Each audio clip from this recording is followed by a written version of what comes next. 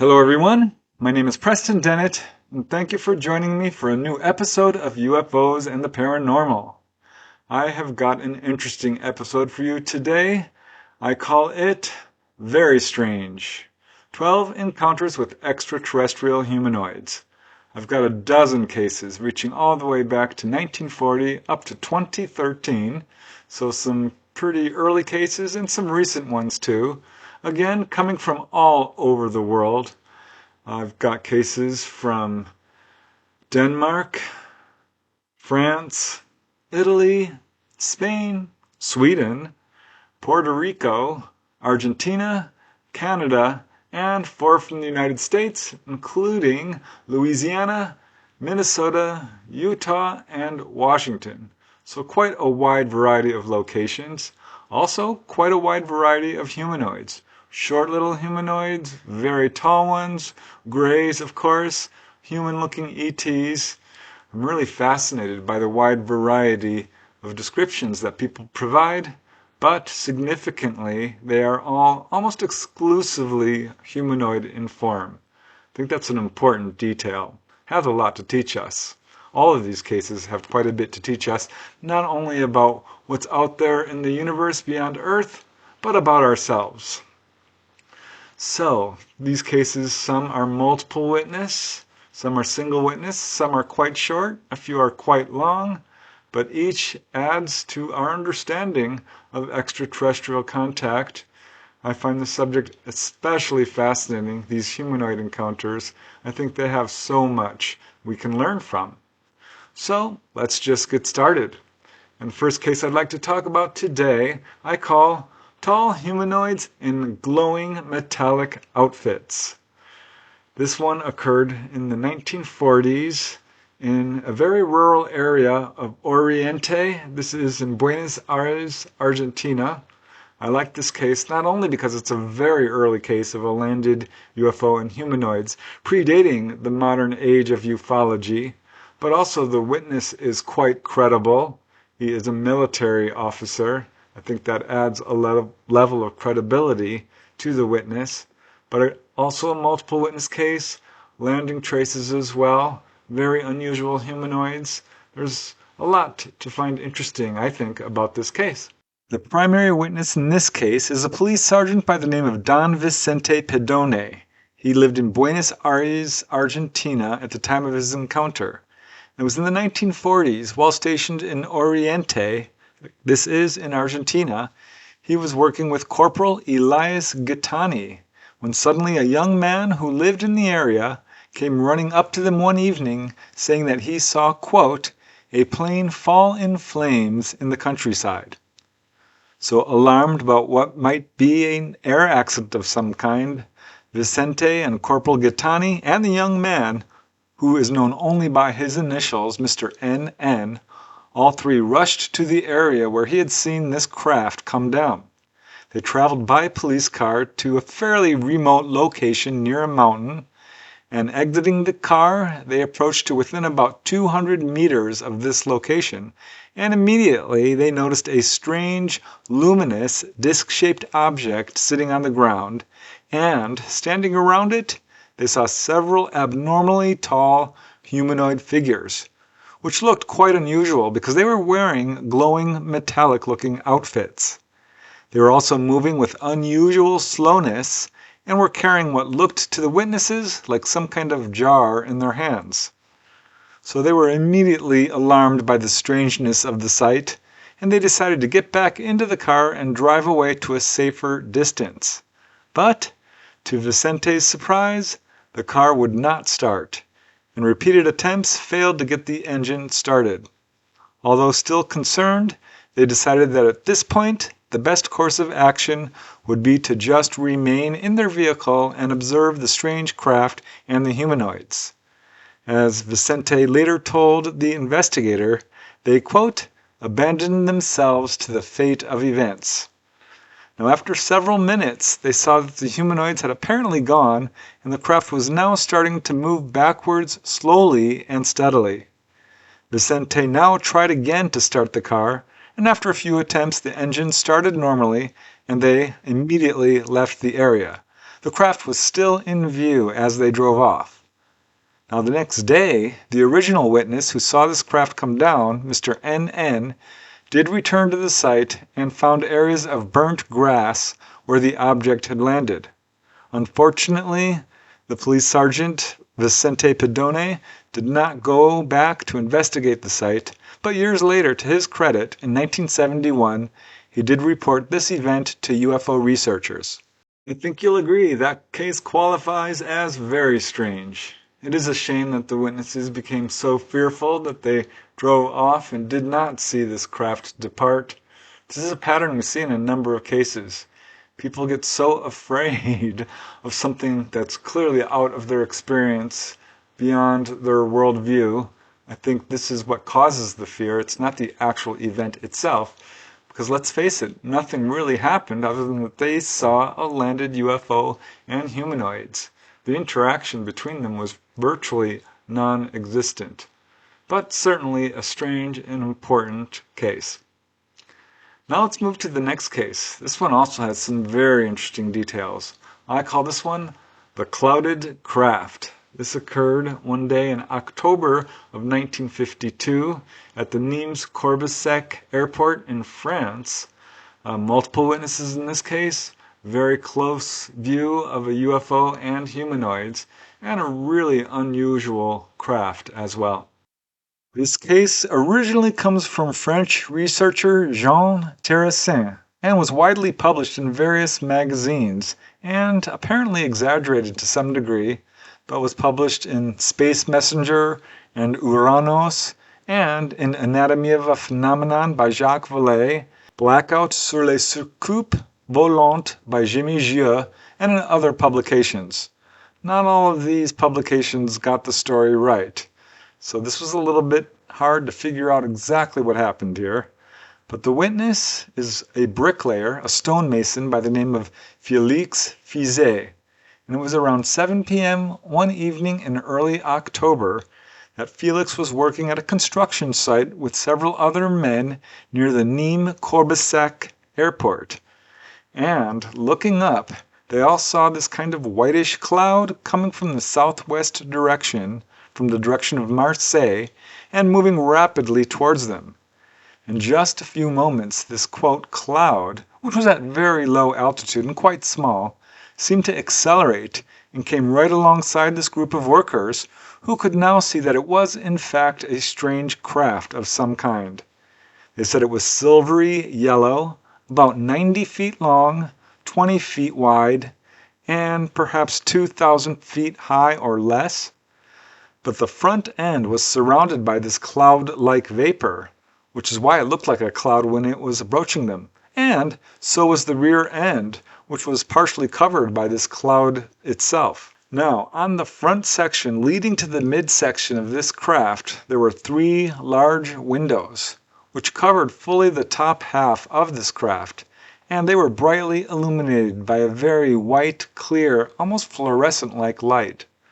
Most amazing was that through these windows, the witnesses saw 5 or 6 men, or so it appeared, wearing large goggles, tight-fitting helmets, and what looked like khaki-colored spacesuits is how they described it. The witnesses could see that these figures inside the craft were moving around a little bit, so these were live beings. The sketch seen here was produced by the researcher Jean Terrassin, but it was in the presence of the witnesses who verified its accuracy. Very quickly this craft moved off and now again took on the appearance of a moving cloud, roiling at the aft section. The entire duration of this observation was pretty short, about 15 seconds. This craft moved in a straight line, never deviating from its course. As it passed overhead, they could hear a very soft purring of an engine, which Felix compared to a powerful but very quiet American car. Now the researcher, Jean Terrassin, later discovered that witnesses in Marseille actually saw this object at 6:50 p.m., 10 minutes before Felix and his co-workers saw it, which was at 7 p.m. And witnesses at another city, Louisiana, saw it about 10 minutes later. This comprises a distance of about 250 kilometers, 155 miles, which means that this object was moving at about 750 kilometers per hour, or over 460 miles per hour. There were jets that could fly this fast at that time, but the witnesses said that this was not a jet. There were no wings, no tail section, no lights on it, just a solid cylinder with very large windows. Now here's where the story gets a little exaggerated because a few of the sources claim that the object was actually seen on the ground. But as near as I can tell, this appears to be misreporting or exaggeration. So interesting. To me, the most interesting aspect of this case is the fact that this UFO was obscured by this cloudy mist as it approached the witnesses and as it left the witnesses as well. So you really couldn't see this craft until you were right alongside it. It's also strange because it was at very low elevation. I wonder about this case. Could it possibly be a case involving a human-piloted, reverse-engineered craft using ET tech or some advanced technology within military hands? I think it's a distinct possibility, but it's quite early for that, 1952. Certainly possible, but I have questions about that as well. I mean, why would there be such huge windows on this thing? Why would it fly directly over the witnesses at such low elevation? It's a really unusual case. And yeah, the most unusual thing for me is the way this craft was obscured from view by these clouds in front of it and behind it. Very strange. All right, let's move to the next case. I have some similar questions about this one as well. This one I call a UFO drive-by with humanoids. This occurred in October 1957 in a very rural area of Aalborg, Denmark. I think the location of this encounter is significant because this is an unusual location in terms of its geography, as we'll see. But a multiple witness case, very close-up observation, and I think you'll find it interesting. This case was originally published in the magazine UFO and ETs and also appears on the website Hidden Denmark. This involves a brief but still very interesting close observation of a UFO with humanoids inside it. It was 11 p.m. one evening in October of 1957 as a farmer and his wife drove south over the very remote Store Wildmoos bog. This is known as the Great Wild Bog. It's located 20 miles northwest of the city of Aalborg in Jutland, Denmark. Now at the time, this was one of the largest raised bogs in all of Europe, so a pretty unusual area geographically speaking. Currently, it's been largely drained, with only parts of it being preserved. But on that night in question, suddenly, this couple noticed a very bright, shiny object, clearly a craft of some kind, coming directly towards them. It was at ground level or just above it, and was in a field about 50 meters, 150 feet, off to the side of the road. It was moving very slowly, no more than 35 kilometers per hour, or under 20 miles per hour. But in moments, these two vehicles drove right by each other. And as they did, the farmer and his wife could now see that it was indeed some kind of vehicle, and that in fact there were two human-looking figures sitting inside it, side by side. This craft was not large, and it wasn't clear to the couple whether it was touching the ground or not, but certainly very close to it. And it did have a large transparent dome encasing these two passengers, and the dome itself had a strange bluish-green glow. The farmer wanted to go closer to get a better look, but his wife warned him against this. She was apparently concerned about the high strangeness of all of this, so he just kept driving away, but he drove slowly, and he watched this mysterious craft from the rear view mirror as it disappeared to the north. The illustration you see here was done by Simon Hesselager Johansson, who calls this case, quote, one of my favorite obscure Danish cases. It is quite unusual. The witnesses were not necessarily convinced that this craft was ET in origin, but hovercrafts were not available publicly until 2 years later in 1959, so it does not appear to be that.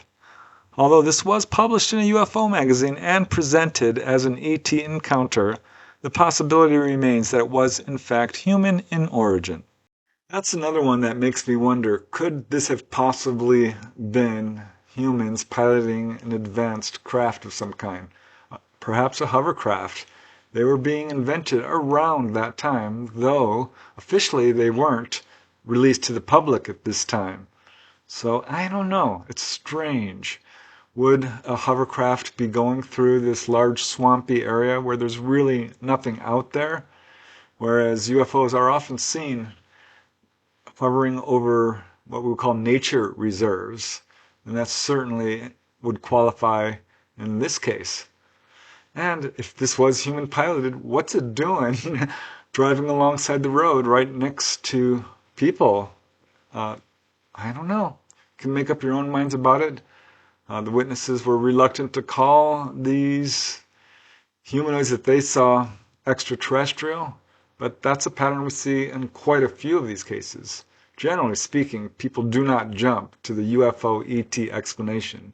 They want to look for something that's much more conventional, something much more explainable, and only when they see all this high strangeness do they realize, wow, this is not so easily explained. So yeah, an important case.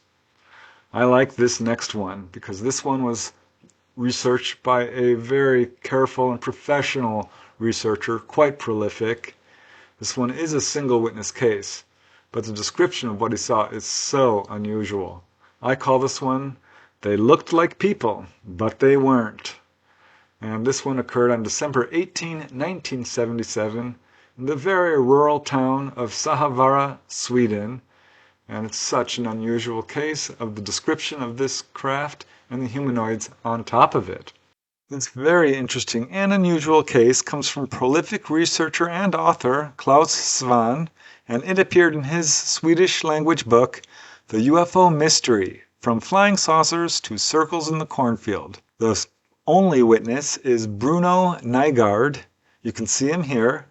It was just before 9 p.m. on December 18, 1977, and Bruno was walking along a dirt road towards his home, located in the very small village of Sahavara in Sweden.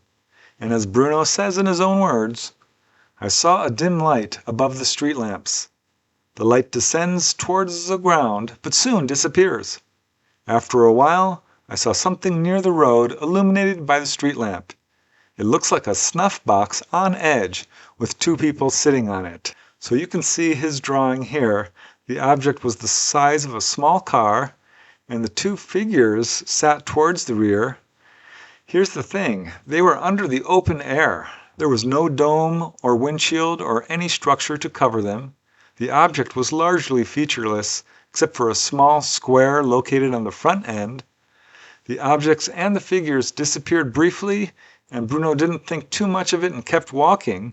But after a few short moments later, this object again became visible, and Bruno could now see that the two figures had gotten out of this strange craft, and they were walking side by side along the road while this strange craft hovered between them, above them, traveling at the same pace. So this was quite odd. Still, Bruno assumed that these must be two boys from the village. But it started to get closer, and he could see that it was quite strange. As Bruno says, "They are getting closer to me. At regular intervals they bend down towards the ground as if they are picking something up. But there is only snow and ice. 20 meters from me they stop, just as they spotted me. Lightning fast, they grabbed the edge of the object, bent their knees, and jumped in at the same time. I'm sure I was the one making them do this. They looked just like people. They had heads and hands and feet. When they jumped into the craft, they bent their knees. But they weren't people." So Bruno now realized that he was seeing something very unusual. And in confirmation of his realization, he now watched this object move quickly straight up, spin around, and move a few hundred meters to the east, disappearing behind the trees. Another good example of a witness who was reluctant to say, "Oh, this is extraterrestrial." He kept thinking, could these be kids? Who is this? Could these be people from a nearby village? What's going on here? But his description of the craft, this kind of floating platform, how unusual is that? There aren't a whole lot of cases of people seeing ETs just standing out there on top of a craft in the open air, but there are a few. And it's certainly an important addition to that category of cases. So yeah, like I said, each case provides another piece of the puzzle. Each case has something to teach us about what's going on here. Now let's move to the next case. This is my favorite, I think, in this little collection. I call this one, "It Was Not Human." That is, of course, coming from the witnesses themselves. This is a multiple witness case. I like that. It's always nice when you have more than one witness. That adds a level of credibility to the case. This one occurred on August 7, 1979 in Duluth, Minnesota, where these two ladies were driving along a remote highway late at night and had an encounter with humanoids.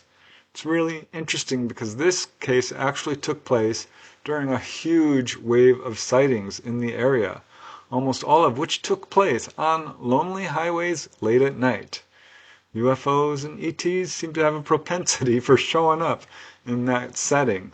But yeah, this case, whew, it is so strange. This is such an amazing case. It comes from MUFON field investigator and Minnesota State Section Director William I. McNeff, and was published in the May 2005 issue of the MUFON UFO Journal. There are two witnesses known only by their first names, Liz and her friend and co-worker Ruth. The two of them had just left a company bridal shower in Caribou Lake, Minnesota.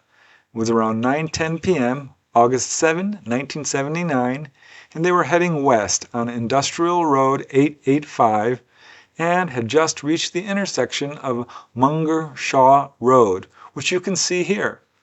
And this is when they noticed some figures on the road ahead of them. About a half mile or a mile, Liz brought the car to a stop, and as Liz says, "We both noticed three figures zigzagging over the center line straight ahead." Ruth said, "What in the world is going on down there?" Liz replied, "It looks like three little ones on bikes, but they'd better move, 'cause here I come." At this point, Liz switched on her high beam headlights and stepped on the gas. And as Liz says, they did not get off the road. As we came upon them, one, and then apparently the other, just zoomed, did not walk, off to the left across the ditch. And as I switched to the low beam, I had one dead center with the right front headlight. It had a huge head. No hair, no ears, huge eyes set in deep hollows, wrinkles or folds, but no protruding nose, and just a small slit for a mouth. So at this point, both of the witnesses said out loud to each other, "My God, what is it? My God," repeatedly over and over again. The two creatures that had darted off the highway did not appear to run, they said. The witnesses said that instead these figures were, quote, floating, zigzagging, and zooming. So that was odd.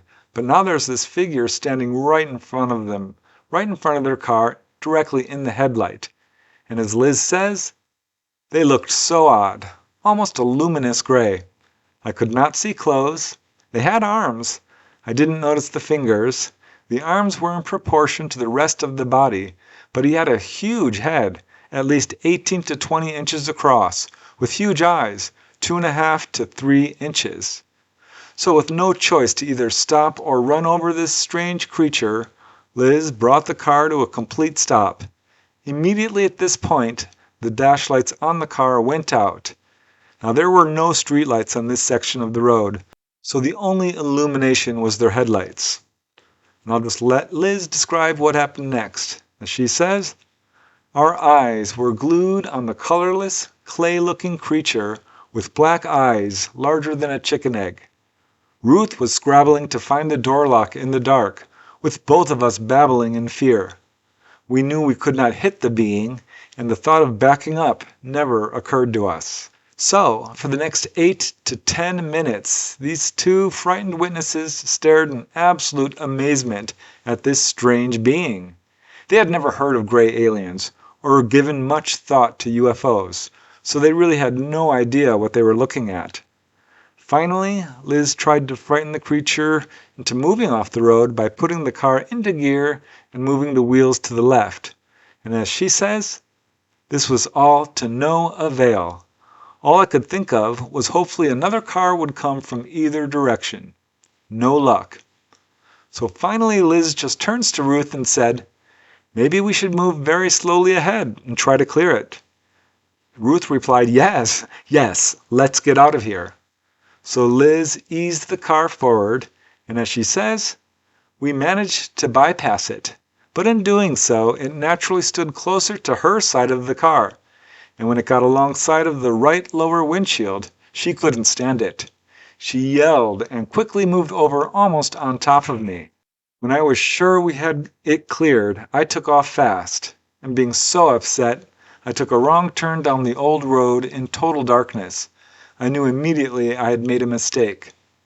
So still panicky, they put the car in reverse and backed out onto the highway. The dash lights were still not working, but they could now see a car drive by the area where they had just seen these strange creatures. This car did not stop, so they continued their drive home, all the time talking, quote, furiously about what they had seen. They had no idea what it could be, but they both decided it was not human. It was walking on two legs, was humanoid in form, was definitely not an animal, nor was it someone wearing a mask or a costume. Finally, they wondered if it might actually be, quote, an outer space being. So Liz dropped Ruth off at her house. Ruth immediately told her husband, who didn't believe her and actually ridiculed her. So by the time Liz reached her own house, her husband had already gone to bed. Her niece was at the house and needed a ride home, a distance of only 3 miles. She asked her husband to drive. She wanted to talk to him. He refused. He wanted to stay in bed. So Liz and her niece got back in the car, and this is when Liz told her niece the whole experience, which, as you can imagine, frightened her niece a little bit. In fact, she was almost too afraid to run from the car to her apartment, just that short distance, but of course did it. Finally, Liz returned home. Still, the dashboard lights are not working. And as Liz says, "When I came home to a quiet house, I fell apart. I cried and begged my husband to wake up and listen to me. I had to tell him, and it couldn't wait until tomorrow as he requested." So he got up, and after hearing her story, to his credit, he believed her, but had no explanation. His response was, "Why didn't you hit it and throw it in the trunk? And it could have been analyzed." Liz later did tell her children, and both she and Ruth told their coworkers, who told them that they should report the incident to authorities. But afraid of being disbelieved or worse, ridiculed, they elected to remain silent, at least for the time being. Liz did record the event in detail in her diary. Following this event, Ruth and Liz rarely discussed it, mainly because Ruth found it quite frightening and just wanted to forget about it. As Liz says, it was the most terrifying experience either one of us had gone through. Now, a final strange detail was that Liz's husband is a professional car mechanic, and after looking at the dashboard and trying to get it to work, he couldn't do it. So they took it to another mechanic, Johnson's Auto Electric, who specializes in the electrical system, and they couldn't fix it either. This case would have gone unreported if not for the fact that Liz's cousin was a friend of the researcher, William McNeff, and told him about the experience and vouched for Liz's honesty. This is what led to an investigation. And as the investigator William McNeff writes, "Ruth does not want to think about the event and refused my request for an interview. Both women had responsible jobs. They reported their experience in spite of perceived risks to their reputations, to coworkers and relatives. The prime witness must be rated high in credibility and in accuracy of recollection. The beings she reported must be considered to be definitely unidentified." The experience was the apparent beginning of a wave of UFO reports that continued for the rest of 1979. And boy, William McNeff is not kidding, because in fact, It was just 20 days later, on August 27, that the very famous incident happened to Val Johnson, a police officer on a remote highway in Warren, Minnesota, when he actually had an apparent collision with a UFO. This is a very famous, very well verified case. But it's certainly not the only one, because 3 days later, on August 30, 3 passengers on a bus driving southeast of Minneapolis. One of these witnesses includes a 95-year-old retired Army engineer colonel, said that they and the bus driver saw a 2-foot-wide, multicolored ball of light come down right in front of the bus and apparently explode, quote, louder and brighter than a hand grenade going off. It actually shook the vehicle. And it was just 1 week after that, on October 6, that a retired couple was driving along I-35 to Duluth in their 73 Buick, this is east of Barnum, when they saw a ball of light which they estimated was somewhere between the size of a basketball to a bathtub, blue and white in color, and it flew at a very low elevation over their car. Their car drove another 500 feet and then rolled to a stop, the engine completely dead. They flagged down another car to get a jump start, but that didn't work, so they called a tow truck, but they couldn't get it started either. It turned out that the alternator was now malfunctioning.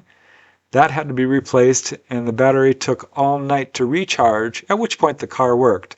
But the repair person said that it looked as if the interior of the alternator had been through a fire, which was weird because the outside looked just fine. A final case from this wave of sightings, and there are many others, occurred 3 weeks later on October 29 to Stephen Shoemaker, a military police officer and sergeant in the U.S. Army. He was driving east in his 1977 Chevy Nova with his wife Susan on Highway 1 near Alvarado. This is when they saw a bright light ahead of them on the road. So Stephen accelerated to over 80 miles per hour. He said it was closer to 100, and saw that the light was about 4 to 6 feet in diameter, just 4 feet above the road, and 100 yards ahead of him when it zoomed right past his car, actually causing him to swerve off the road. At this point, it immediately darted about 3/4 to 1 mile ahead. Now he was angry, as he put it, pissed off, so he took off after it again, and again he got within 300 feet of it when it zoomed right at him, again causing him to swerve off the road, and once again zoomed ahead 3/4 to 1 mile ahead of him on the road. He said this object was too bright to look directly at, brilliantly light. A third attempt to intercept this object produced the same result, only this time Stephen says he came to within 30 to 50 feet of the object, almost colliding. It again zoomed ahead, forcing Stephen and his wife to follow it if they wanted to continue their trip. Stephen did try flashing his headlights at it, even clicked them on and off, but could not elicit any response.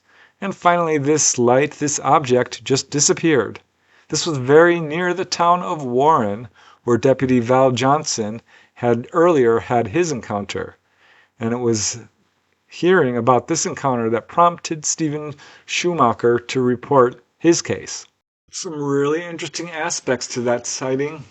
This is a case that probably would have gone completely unreported had not the witness had a cousin who was friends with a prominent UFO researcher. This just goes to show once again that most cases go completely unreported. Also, the fact that it took place during such an intense wave of encounters, I think adds another level of credibility to this sighting.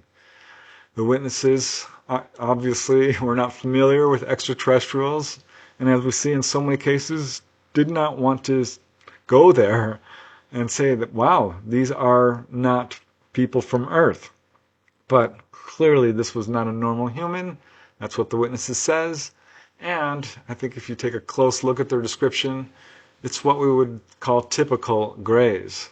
But even grays have a lot of variety among them, and that's true in this case.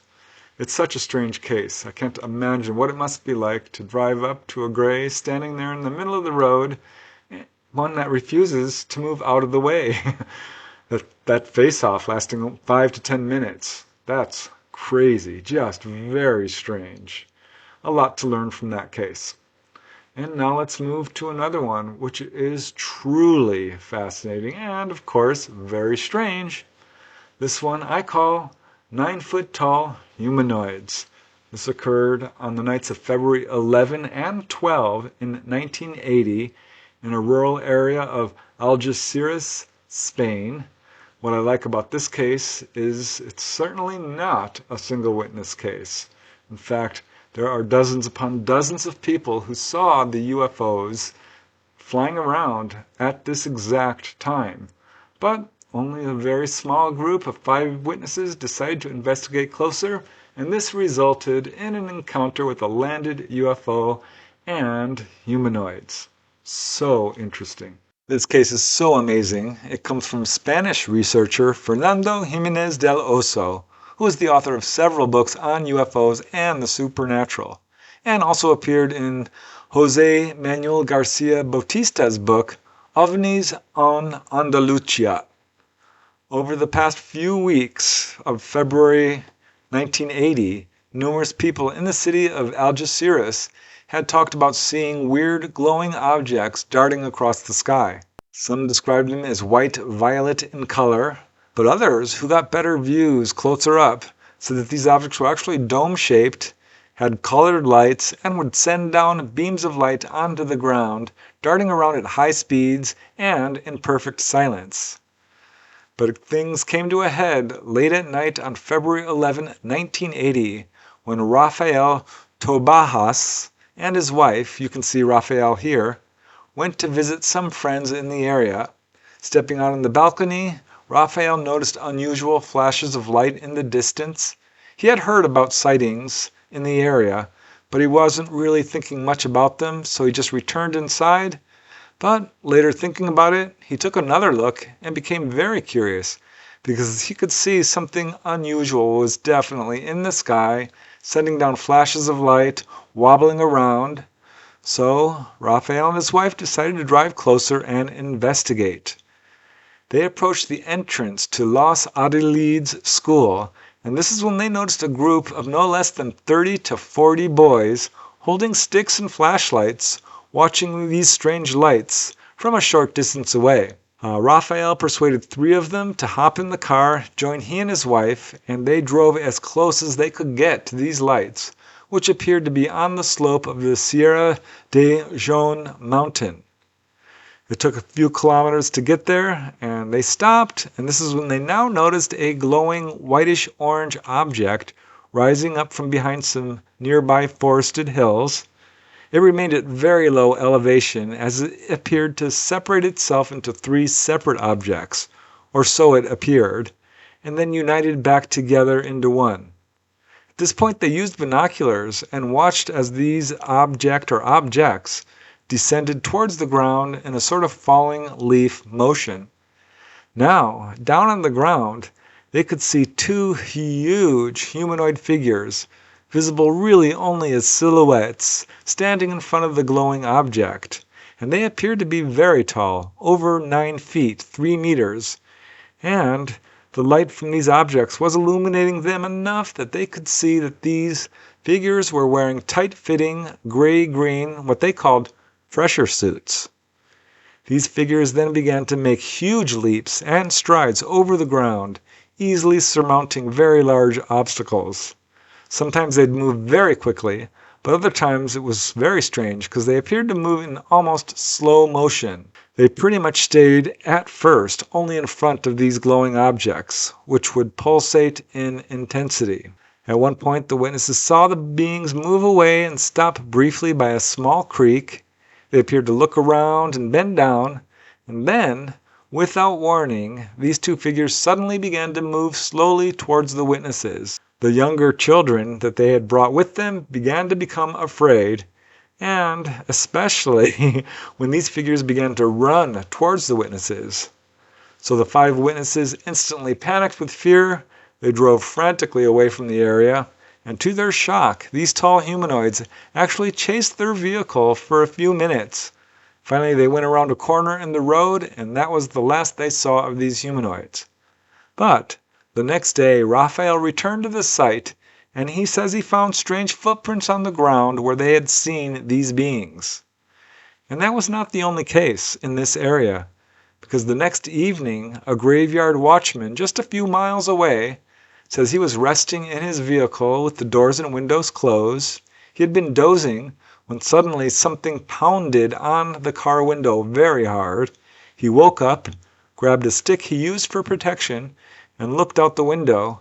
And to his shock, he says he saw an entity. It had slanted eyes, greenish skin. He had the impression it was a female. But he jumped out of his vehicle, and to his shock, this figure dematerialized right in front of his eyes. Now, per researcher Manuel Ramirez, this area does have a history of humanoid encounters going all the way back to September 1959, when around 2:30 a.m. one evening, a worker at a pump house in Algeciras saw a glowing oval object hovering just a few feet above the ground, and two short human-looking figures stood in front of this object. Seeing the witness, the two short humanoids jumped into the craft, which took off and left the area. How about that? I mean, when you have a group of 30, 40 people watching a UFO, undeniable. I mean, it always puzzles me when people say, proof, or it didn't happen, or photographs, or it doesn't exist. Get real. How many cases does it take for people to accept that this is going on? It would be easy to dismiss 10 cases or even 100, but we're looking at thousands upon thousands of cases, reaching back decades, if not hundreds of years, and multiple witness cases, cases supported by landing traces, physiological effects, animal reactions, electromagnetic disturbances, and more. So this is clearly not easily dismissed, as our military would like to say, as hoaxes, hallucinations, misperceptions, or mental illness. No, don't think so. Far too many cases to explain away. And here is another one. I call this one really scared, but also curious. Direct quote from the witness herself. What a brave lady. She walked up to a landed UFO and humanoid. This one occurred one evening in the summer of 1981 in a very rural area of Utah. What a case this is. So unusual. This case first appeared on the UFO Sentinel website, but was also republished in a volume of Albert Rosali's excellent series, Humanoid Encounters, Aliens Amongst Us. The witness is anonymous, but she did send her first-hand testimony of this extraordinary encounter with a landed UFO and humanoids. So the case has never, as far as I know, been formally investigated. At the time of her encounter, the witness lived in a small, unnamed town in rural Utah. She kept her encounter secret for 30 years before finally submitting her case. It was the summer of 1991. She had gone to visit a friend who lived a short distance away, and later that night she was driving home. She was about 2 miles from her home when her car mysteriously broke down. But since she was only 2 miles from her house, she decided to just continue walking home and planned to return to her car in the morning. And I'll just let the witness describe in her own words what happened next.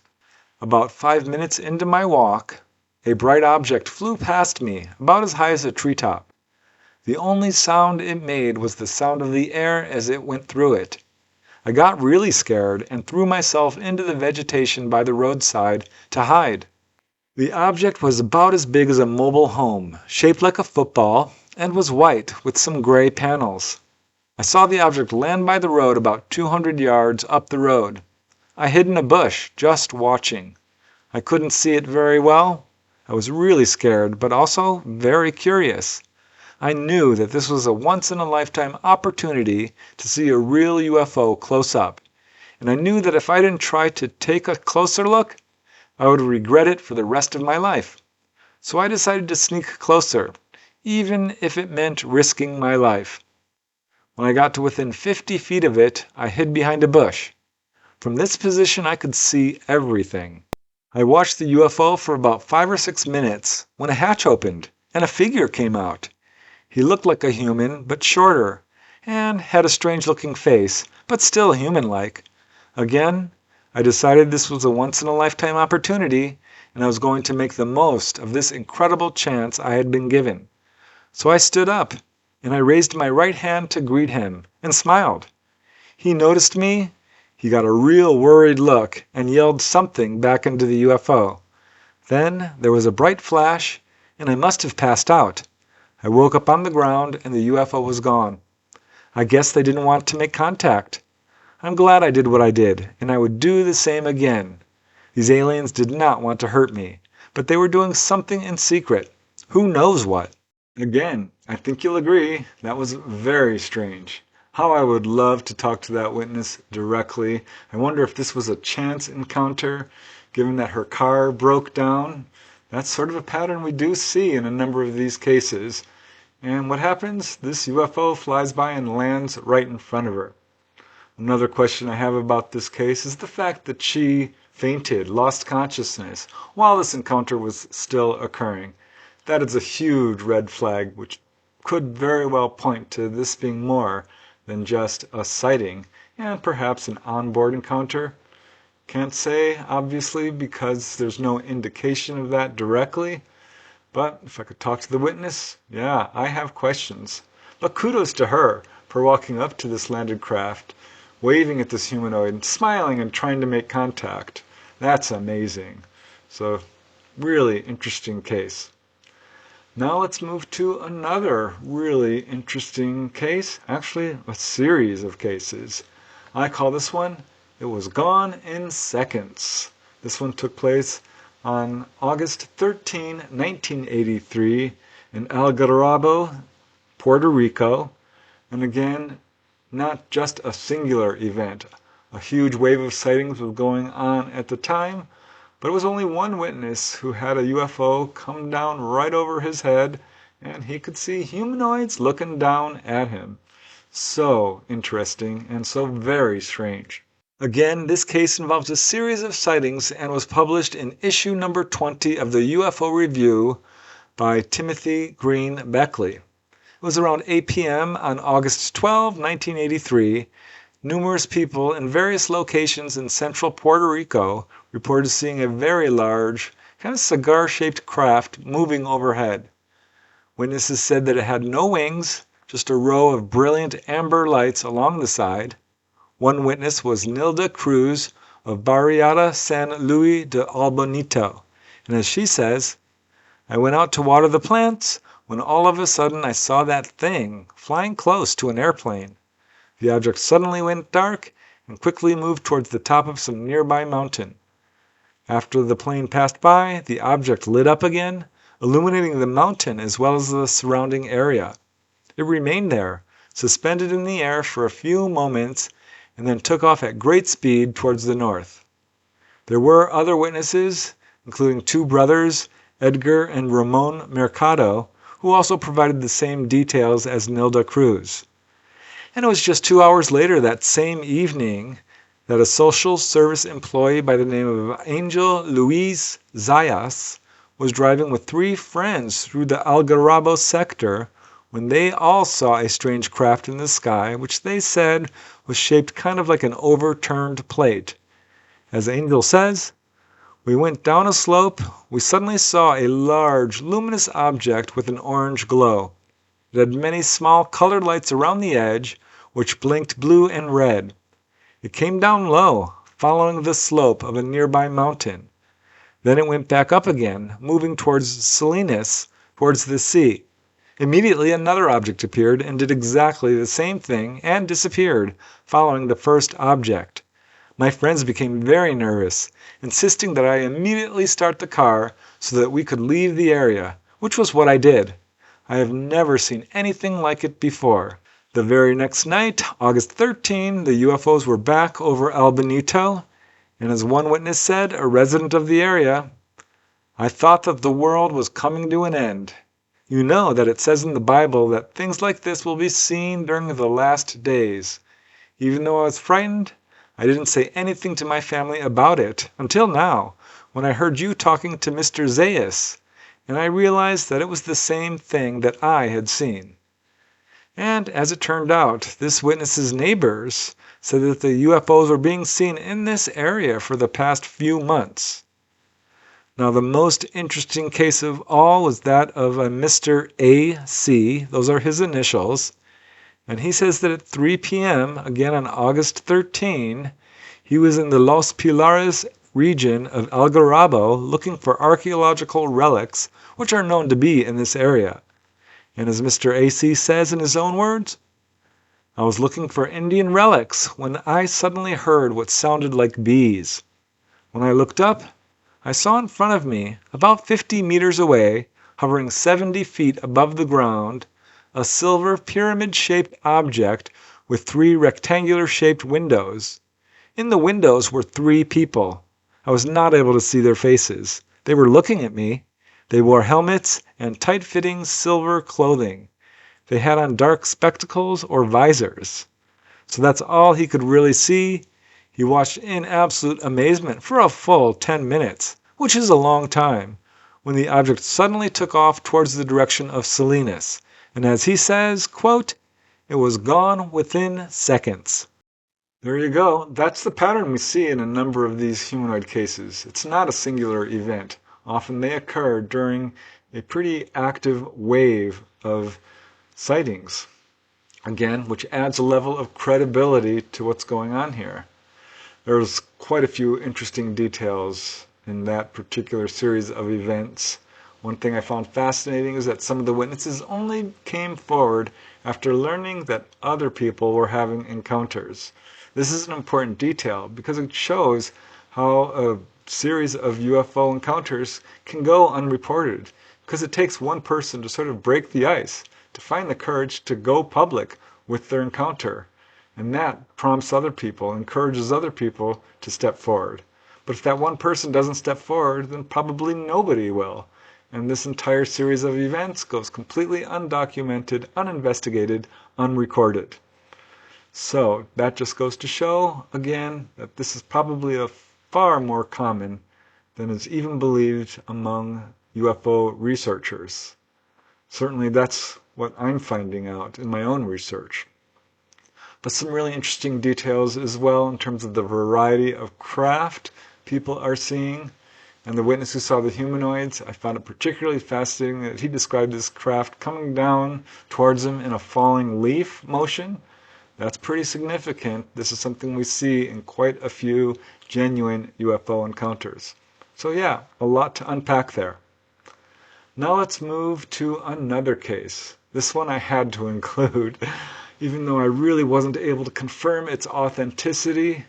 I'm presenting it here and letting you decide about that, but I call this one Miniature UFO and Humanoid. This occurred one day in spring of 1984 in a rural area of Vancouver, Washington. It's a single witness case involving a young boy who saw a very, very tiny UFO and humanoid.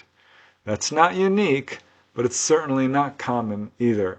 This very unusual case comes from Dudley D. Starr and was published in Volume 32, Number 33 issue of the Flying Saucer Review.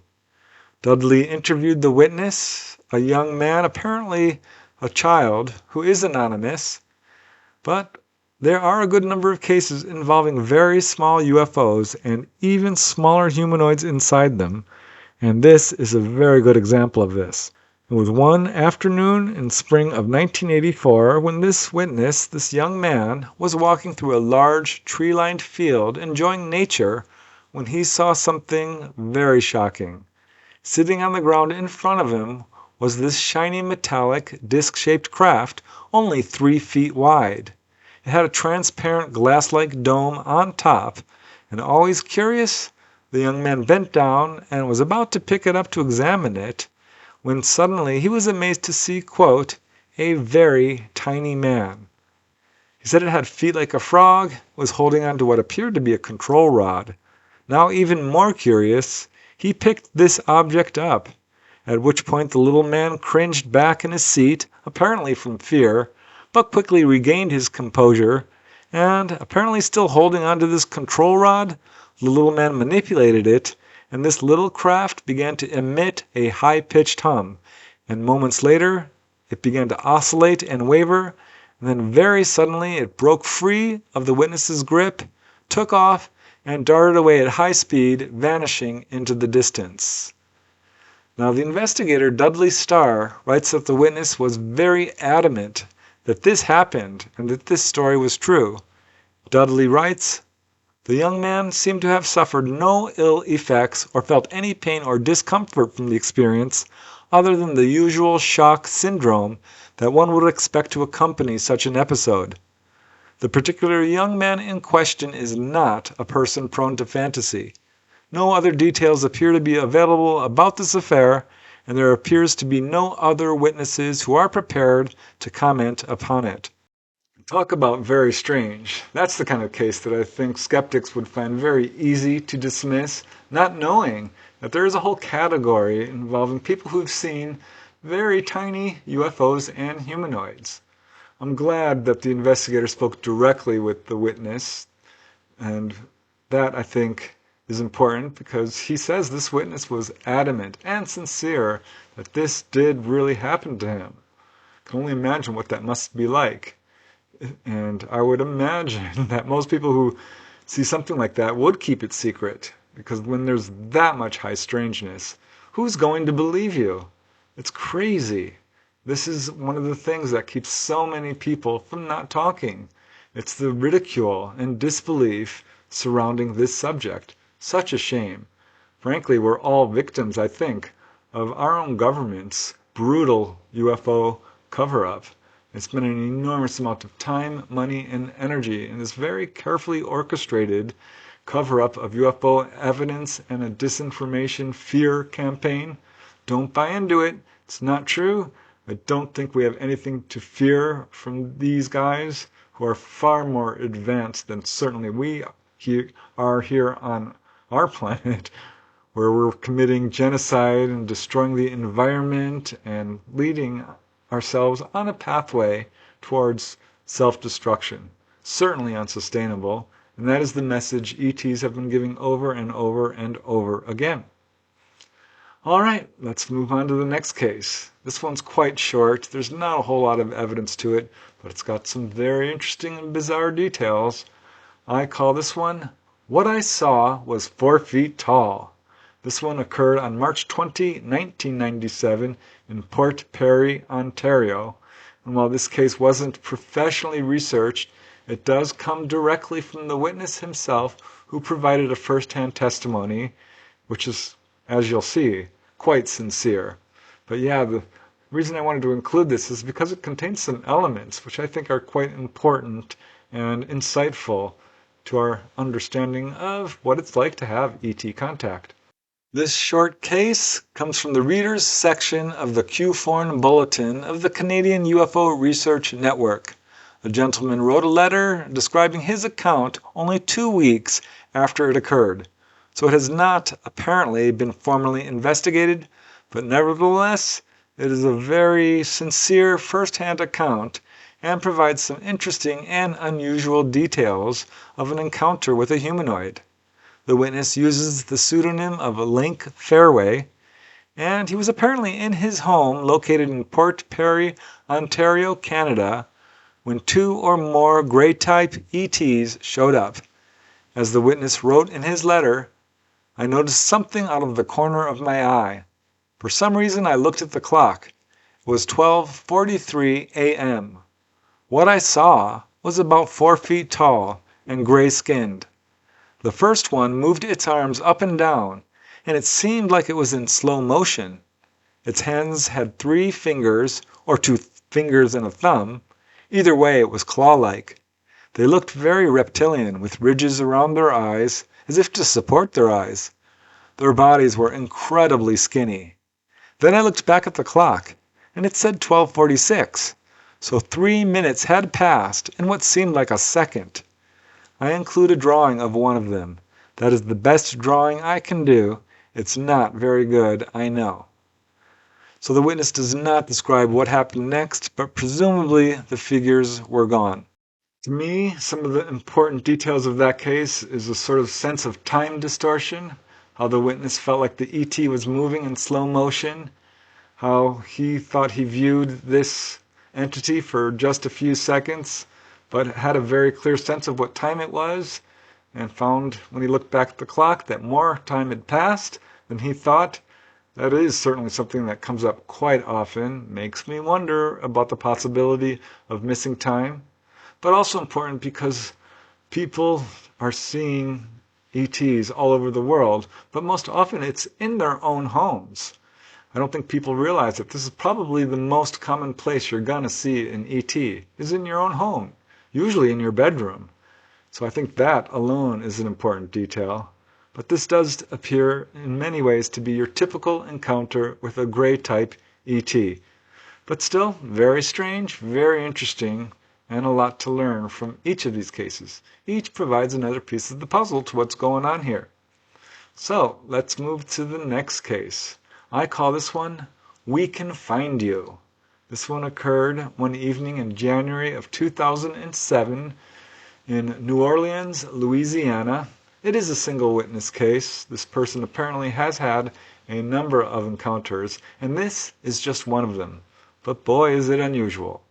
Here's another case, which again is quite brief. This comes from researcher Linda Moulton Howe. The main witness is an anonymous defense contractor who reports having several encounters. So this is just one of them.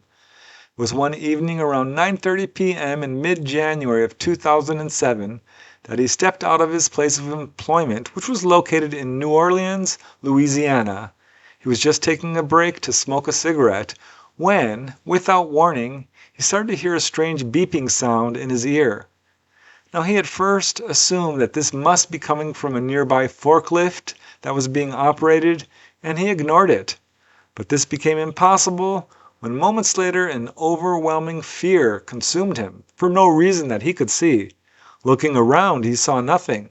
But then he looked up, and he saw it, a gray extraterrestrial hovering about 20 feet in the air above him. As he says, the figure wore a dark cloak, similar to a long trench coat or a monk's cloak, which hid the body. All he could see was the witness's head. All he could see was this being's head, which he said was oversized, bald, with large black slanted almond-shaped eyes. No real nose was visible, just two nostril holes, and it had a slit for a mouth. He said this figure appeared to be about 4 to 4.5 feet tall, and he became a little panicky as he felt that he, quote, could not run or hide. At this point, this being transmitted a telepathic message directly to the witness saying, "We can find you whenever we want to." And it immediately rose upwards and disappeared into the night.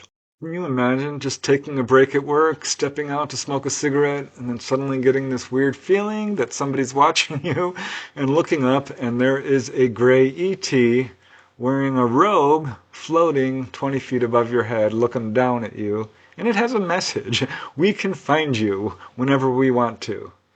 I can't blame this witness for being frightened, but I still think it's kind of interesting that people have such a strong fear reaction in so many of these incidents. I'm not blaming them, I'm not judging them, don't get me wrong, but nothing really happened to him. All that this ET did was say, "We are able to locate you," which is absolutely true. We see this in so many cases. Don't think that it's implants that are causing this, because that is a theory that a number of people have speculated about. My research into implants shows they're likely health related, not used for tracking. But certainly an interesting case, and yeah, really unusual. Now let's move to the last case in this collection. Can't say I've heard one quite like this before. I call this one The Greys in the Bedroom. This one occurred on April 11, 2013, quite recently, in Catania, Italy. This is a suburb, and a really unusual case where this witness had a very close encounter with a gray ET and caught this gray ET apparently taking her mother. So yeah, very strange. This case comes from Italian researchers Salvatore Foresta and Antonio Rampulla and was published in the Italian UFO publication UFO Rivista di Informazione Ufological, or Ufology magazine.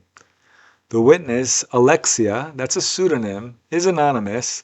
It was around 2:15 or 2:30 a.m. thereabouts on April 11, 2013, when she woke up to realize that she was actually standing in front of her parents' bedroom for no reason that she could imagine.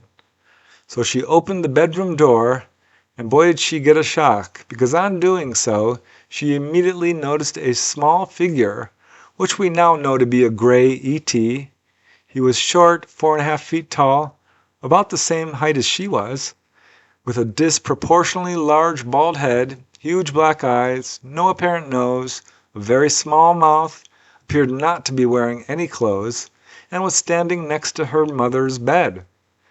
To Alexia's absolute shock and amazement, her mother was, quote, suspended in mid-air.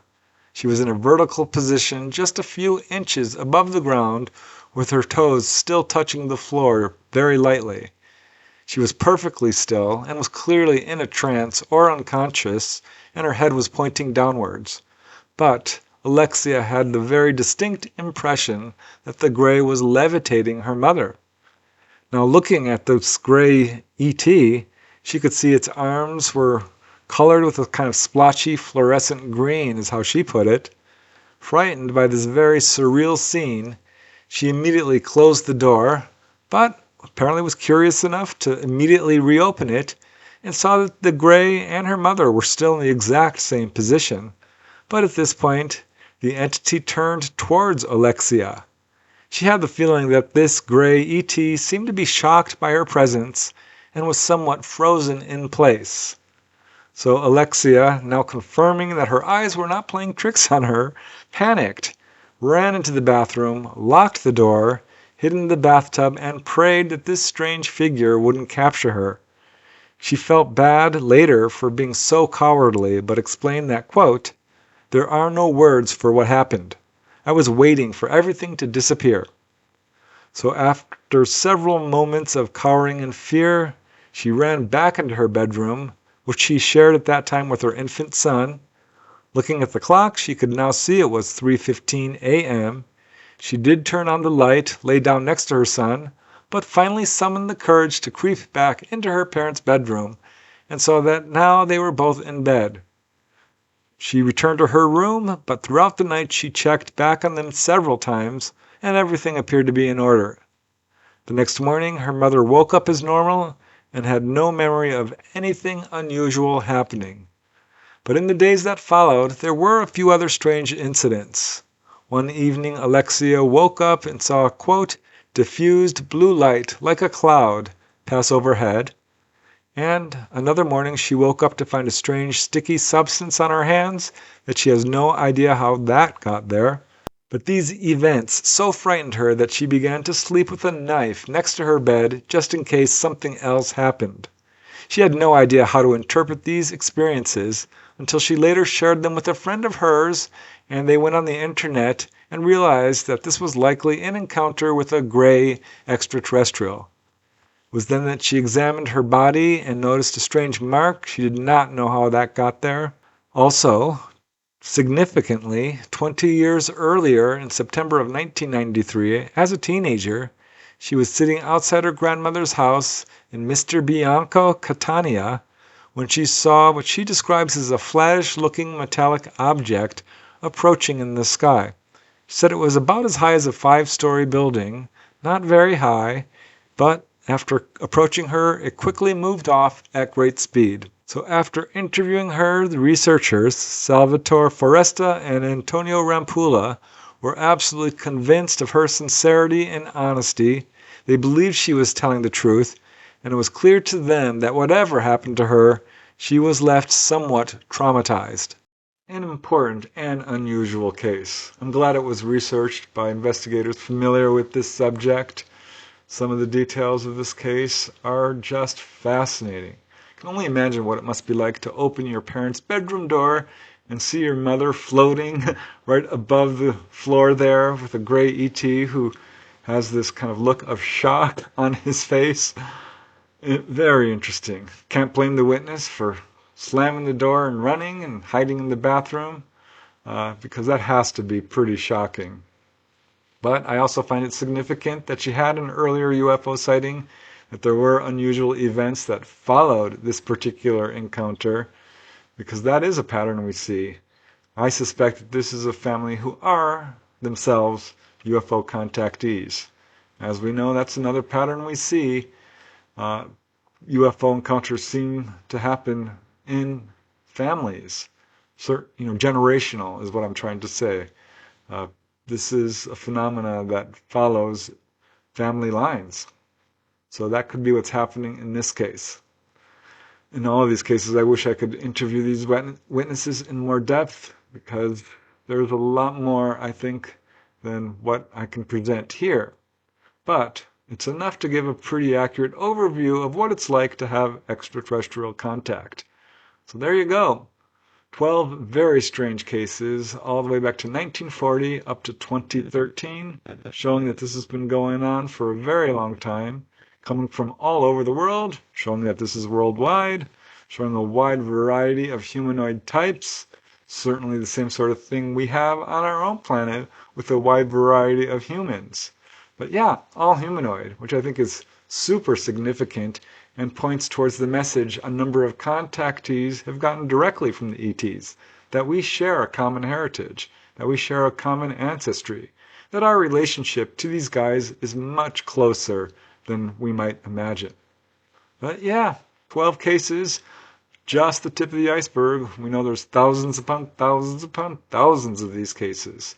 So don't try to tell me that this can be explained away as hoaxes, hallucinations, misperceptions, or mental illness.